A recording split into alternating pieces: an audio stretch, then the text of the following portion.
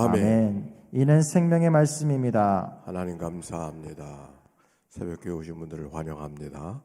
출애굽기 40장 40일 동안을 우리가 지났는데 어제 비로소 코로나 때문에 교회 모든 집회들, 특별히 예배를 제외한 소집회들을 중단했던 것을 이제 스스로 알아서 하라고 하는 규칙으로 바뀌어지게 된 것을 다행으로 생각합니다. 이제는 절대로 안 되는 것이 아니라 교회가 잘 할 일을 지켜서 하라고 하는 그런 행정지침이 내려진 것을 알게 됩니다.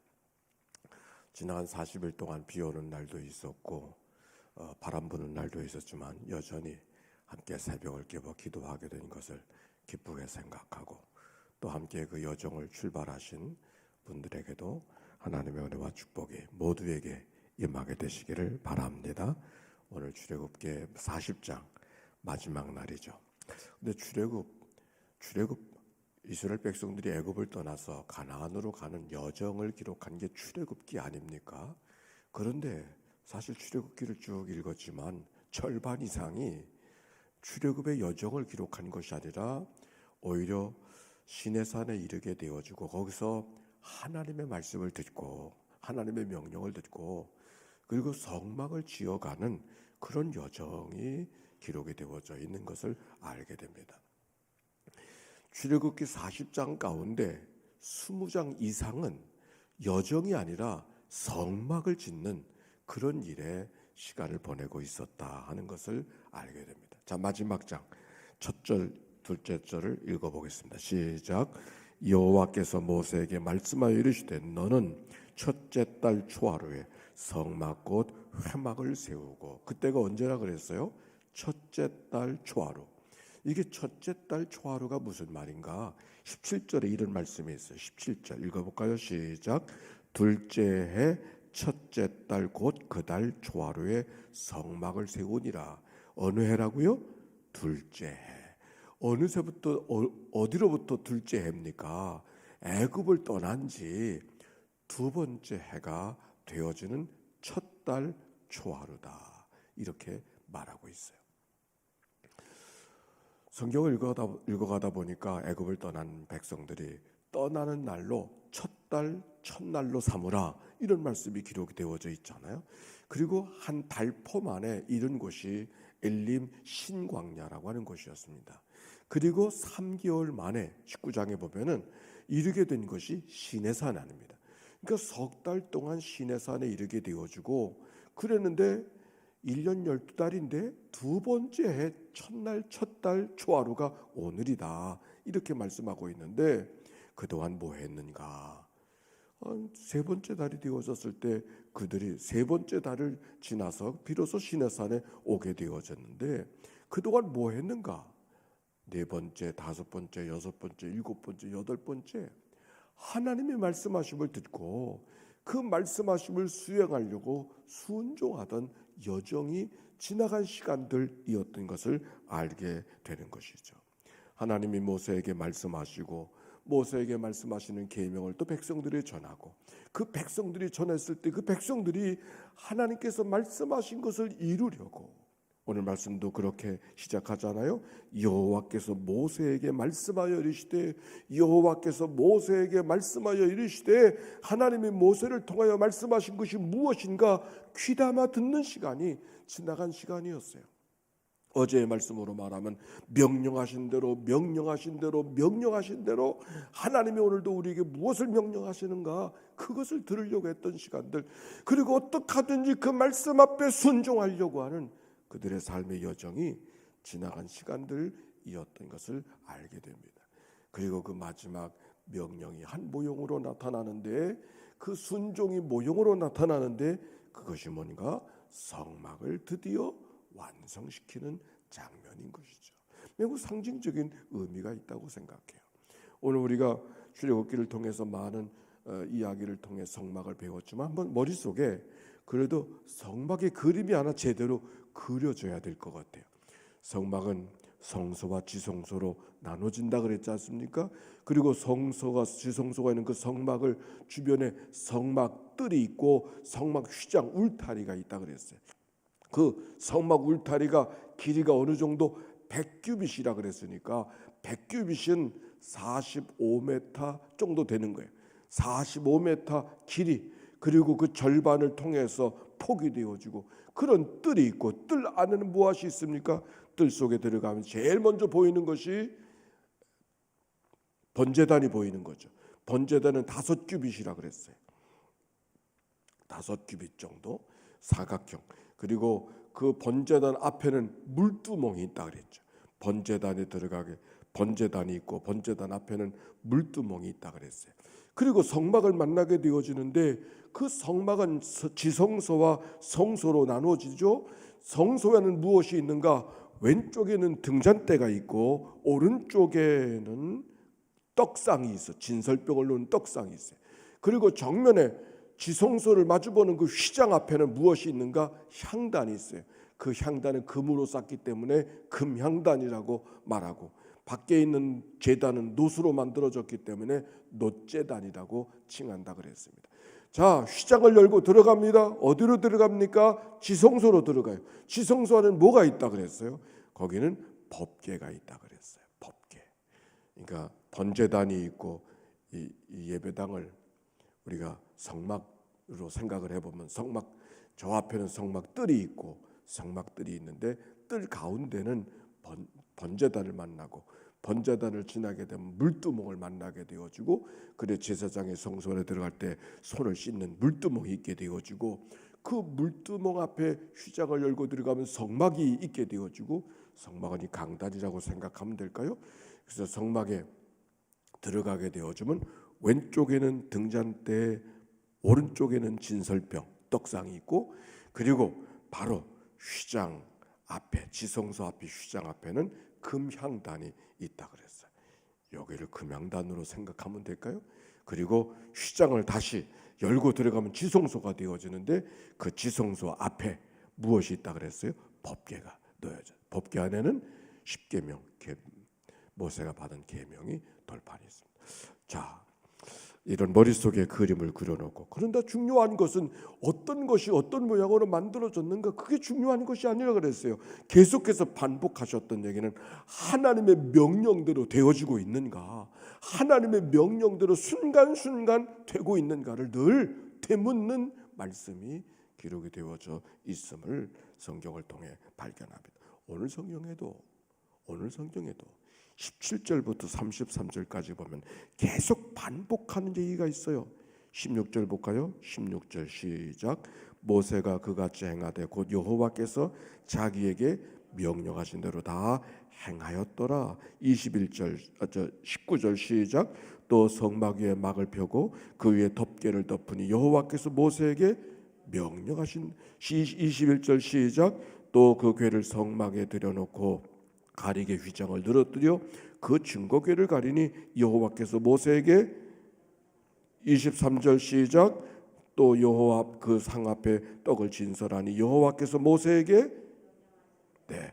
25절, 27절, 29절, 32절 계속해서 반복되어지는 얘기는 명령하신 대로 되니라, 명령하신 대로 되니라, 명령하신 대로 되니라. 명령 앞에서는 순종이죠. 하나님은 오늘도 명령하십니다. 명령 앞에 우리는 왜 그걸 말씀하십니까? 그걸 말씀이라고 하십니까? 이렇게 하고 싶은 말이 여기까지 차올랐어도 그렇게 말하지 말고 명령하십니다. 순종하겠습니다. 내가 여기 있습니다. 이렇게 고백하며 걸어가는 것이 우리의 삶이어야 되고, 하나님은 그렇게 반응하기를 원하신다는 말씀이죠. 그들의 순종이 쉽지 않았을 거라고 생각해요. 출애굽기를 읽어가다 35장 36절 하나님 앞에 예물을 갖고 오는데 너무 아침마다 많은 예물을 갖고 와서 너희들이 예물 갖고 오는 것들 일이 안 된다 하고 오히려 예물을 중지시키는 이야기가 성경에도 기록되어져 있지 않습니까? 넉넉하고 풍족해서 그렇게 날마다 연하여 아침마다 제물을 갖고 오지 않았을 거예요. 광야 가운데 편하면 얼마나 편안하고 넉넉하면 얼마나 넉넉하겠어요. 오히려 부족하고 이것도 부족하고 저것도 부족하고 이것도 궁핍하고 저것도 쉽지 않지만 그래도 하나님이 주시는 설레이는 마음, 하나님께서 명령하시니 기꺼이 순종하려는 그 마음 때문에 하나님을 향해 아침마다 제물을 들고 나아가던 백성들을 우리가 읽어보게 되어졌어요.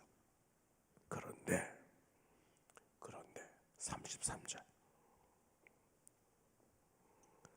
33절 34절 시작. 그는 또 성막과 제단 주위 뜰에 포장을 치고 뜰문에 휘장을 다니라. 모세가 이같이 역사를 마치니 구름이 회막에 덮이고 여호와의 영광이 성막에 충만하매. 순종하기 어렵지만 하나님의 명령대로 살아가는 것이 그리 가볍지 않았지만 때로는 눈물을 자아내고 때로는 땀을 흘려야 되고 때로는 진땀을 흘려야 되고 때로는 눈물을 자아내는 그 모든 여정을 지났는데 하나님이 어떻게 반응하셨는가? 이같이 역사를 마치니 구름이 회막에 덮이고 여호와의 영광이 성막에 충만해. 구름이 그들과 함께했다는 것은 하나님의 임재, 하나님의 현존을 경험하는 것이죠. 하나님의 현존, 하나님의 살아계심, 하나님의 임재, 하나님이 오늘도 나와 함께하신, 친히 함께하리라 하셨던 주님의 말씀의 말이 아니고 눈으로 보여지듯이 손의 촉각으로 느껴지듯이 함께하신 하나님을 경험하는 이 사건. 그래서 여호와의 영광이 그들 가운데 충만하니.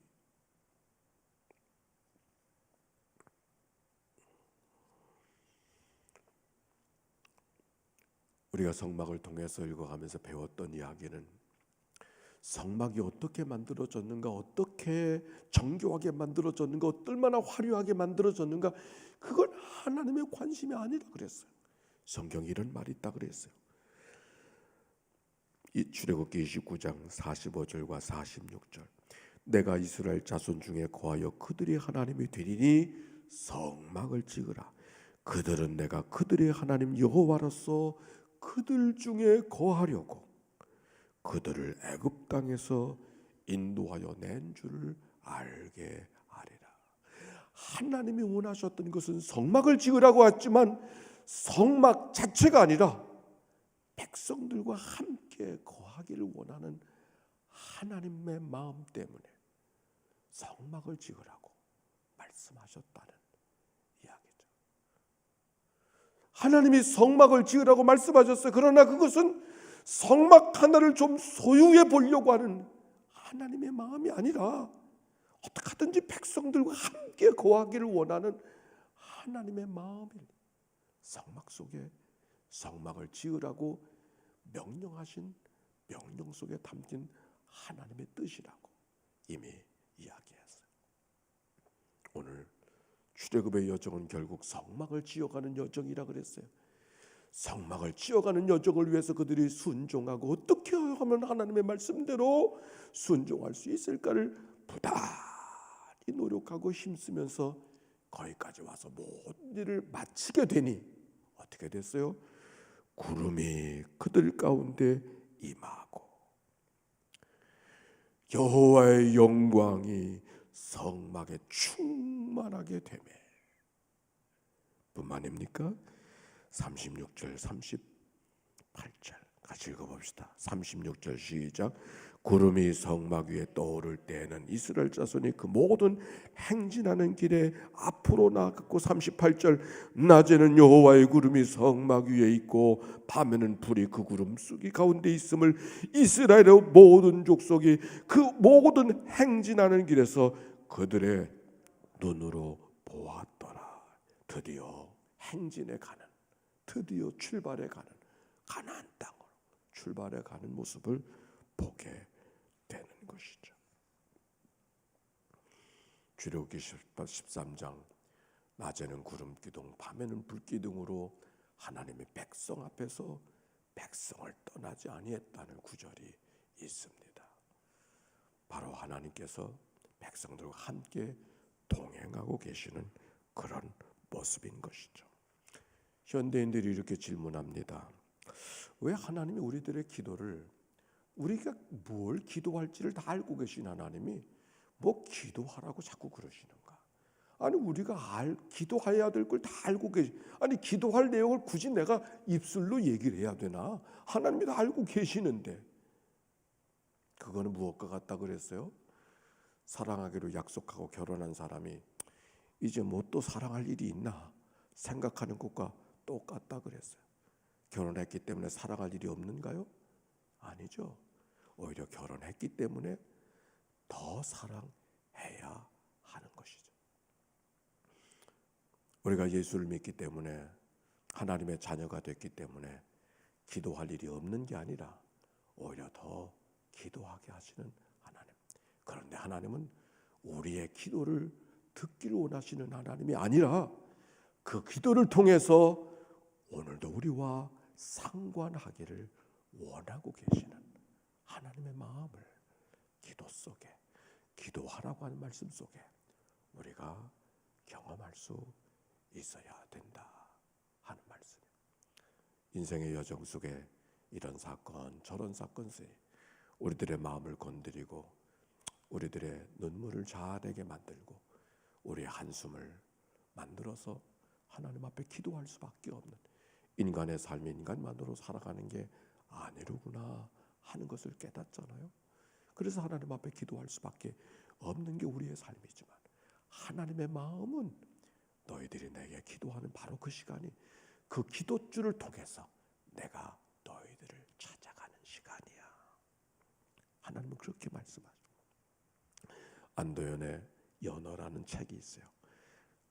강원도 양양의 남대천에 연어가 이제 새끼를 낳고, 연어가 알을 낳아서 북해로 달려갔다가 성어가 되어져서 큰 고기가 되어져서 다시 자기가 태어난 고향으로 돌아옵니다. 남대천 물줄기를 타고 올라갈 때 자꾸 올라가는데 올라갈 수가 없어요. 물은 자꾸 내려오고 또 낚시 잡는 사람도 있고 뚝을 막아놓고. 그래서 강물을 타고 올라가는 연어가 강물에게 말합니다. 강물아, 강물아, 나는 올라가려고 그러는데 넌 자꾸 내려가니? 강물이 연어에게 이렇게 말합니다. 내가 올라가려는데 내가 자꾸 내려가서 힘이 드는가 보구나. 그런데 사실은 내가 내려가는 것은 너를 올려보내려고 내가 내려가는 거야. 그렇게 말해요. 어느 날 그 작은 소설인데 얼마나 감동이 되는지. 내가 올라가려는데 네가 자꾸 내려가서 힘들다 말하는 그 연어를 향하여, 사실은 내가 내려가는 것은 너를 올려보내려고 내려가는 거야. 그래서 그 내려가는 강물을 타고 연어는 상류까지 올라갈 수 있는 거죠. 하나님, 왜 또 기도 제목을 오늘 주시나요? 왜 나를 이렇게 불편하게 하시는가요? 묻는 이가 있나요? 너를 불편하게 하려고 하는 게 아니라 내가 너와 오늘도 상관하려고, 내가 너희 안에 있기를 원해서 내가 오늘 너로 기도하게 하는 거야. 하나님 그렇게 말씀하고 계시지 않나요? 자, 출애굽 이제 마칩니다. 다음에 레위기서입니다. 레위기는 또 무엇을 우리에게 말씀하시는지, 출애굽의 여정을 마치는 오늘 이제 레위기 27장을, 저도 어떤 말씀을 하나님이 우리에게 주실지 저도 잘 모르겠어요. 하여튼 1장부터 하루하루 기도하면서 나아가려고 생각하는데, 지나간 여정을 함께 하신 것처럼 앞으로 출애굽기 27장도 같이 읽어가면서 출발하는 한 달이 되어졌으면 좋겠습니다. 질문합니다. 우리와 동행하기를 기뻐하신 하나님은, 오늘 하나님은 나와 무엇으로 동행하기를 원하고 계시는가?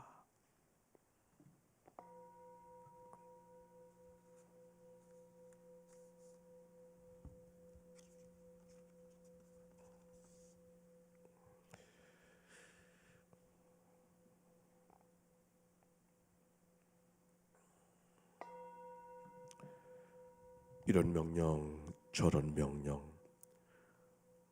때때로는 그 명령이 귀찮기도 하고, 때때로는 그 명령이 무겁기도 하고 때때로는 그 명령이 너무 힘들어서 한숨 쉬게 만들고 눈물 나게 만들 때 있었지만 오늘 출애굽기 40장 그 모든 역사를 다 순종하고 마쳤을 때 하나님의 구름이 그들 가운데 가득하고 여호와의 영광이 성막에 충만하게 되어져서 하나님이 그래서 이 성막을 나로 짓게 하여 주셨구나 깨닫게 하신 것처럼 오늘도 우리가 살아가는 삶의 여정 오늘도 동행하길 원하시고 우리와 함께 거하길 원하시는 주님 앞에 믿음으로 순종으로 반응하며 살아가는 삶이 되도록 인도해 주옵소서. 새벽을 깨어 나와 기도하는 주의 백성들 기도 가운데 머물러 주시고 기도 속에 우리와 동행해 주시는 주님을 의지하며 때마다 일마다 도우신 하나님을 우리의 삶의 여정 속에 호흡처럼 느끼며 경험하며 살아가는 우리의 삶이 되도록 축복해 주옵소서. 1000번의 제사를 만들어가고 이른 아침 하나님 앞에 깨어 기도하며 하나님 앞에 차원하여 예물을 봉헌하는 주의 백성들을 기억하여 주시옵시고 하늘의 기쁨이 충만하게 하시고 하나님과 교통하며 살아가는 삶을 기뻐하며 감사로 반응하는 그의 삶이 하나님으로 가득한 임마누엘의 삶이 되도록 인도하여 주옵소서. 병상에서 이 아침을 맞이하는 식구들 또한 멀리 출타해 있는 식구들 주님이 일일이 기억하여 주시고 간데마다 보호하시고 위태할면하게 하시며 머리토록 하나도 상함이 없이 지켜 보호하여 주옵소서. 거룩한 주일 예비하는 날 주일을 잘 준비하고 하나님 앞에 기쁨으로 나와 모두가 예배의 자리로 돌아가는 하나님의 백성들 되게 하옵소서. 우리를 구원하신 예수님의 이름으로 기도하옵나이다. 아멘. 이제는 성부 성자 성령 삼일체 하나님의 크신 은혜와 사랑과 역사가 이제와 같이 영원히 함께해 주시기를 축원하옵나이다. 아멘. 우리 함께 기도하며 출발합시다.